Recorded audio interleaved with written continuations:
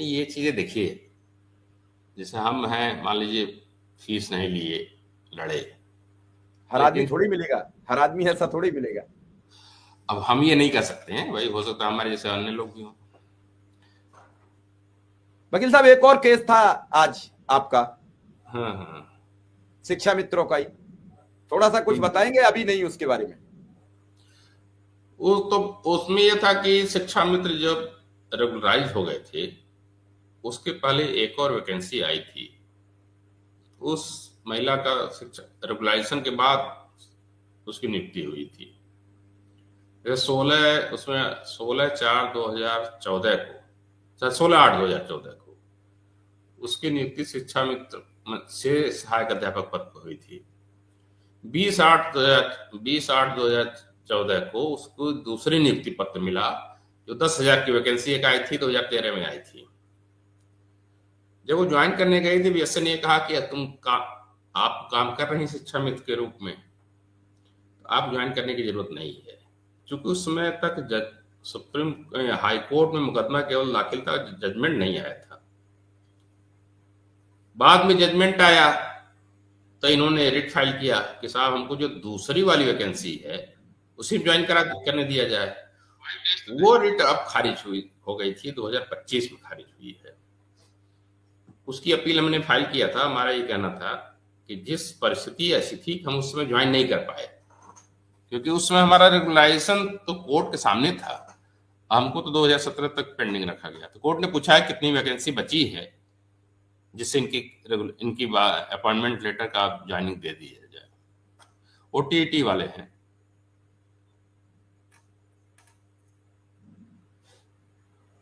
चलिए अब देखते हैं। फिलहाल हाँ, और क्या।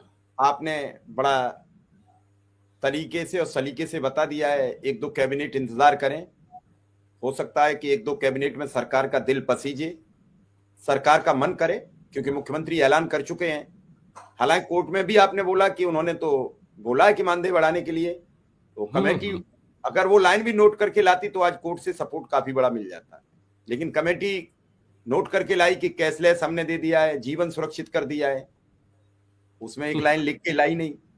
यहां भी तो सब सब अपने अपने हिसाब की बात लिखते हैं। लेकिन पहले कमेटी में जो आपको मेंबर दिए थे वो भी यही चार थे, या कमेटी इस बार बदली हुई थी? नहीं, कमेटी तो वही है।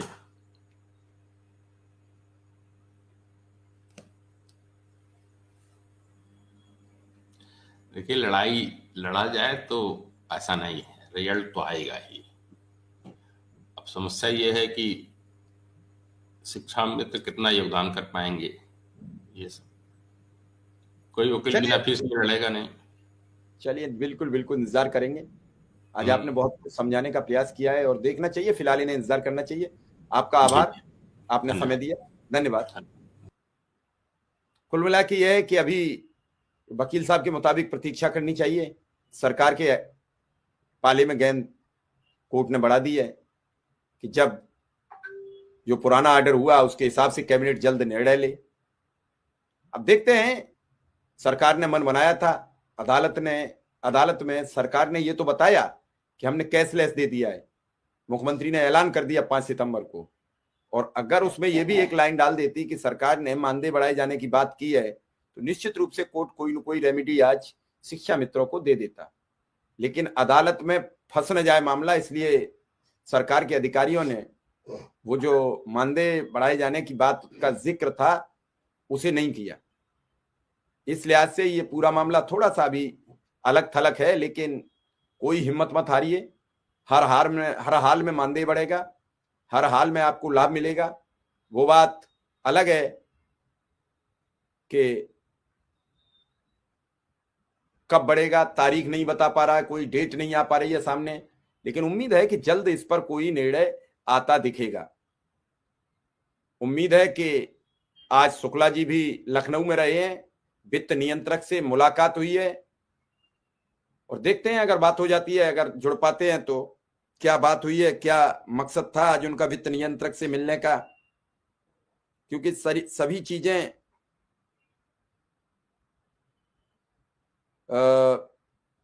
समझने की बहुत जरूरत है और जब तक सब बातें आप और हम समझते नहीं है तब तक किसी के बारे में कुछ भी नहीं कहा जा सकता है। आज उन्होंने अभी मुझे फोटो भेजे हैं वित्त नियंत्रक से मुलाकात के। कोशिश करता हूं कि मिले तो क्या बात हुई, वित्त नियंत्रक से मिलने का मतलब है कुछ सकारात्मक क्या पहल थी।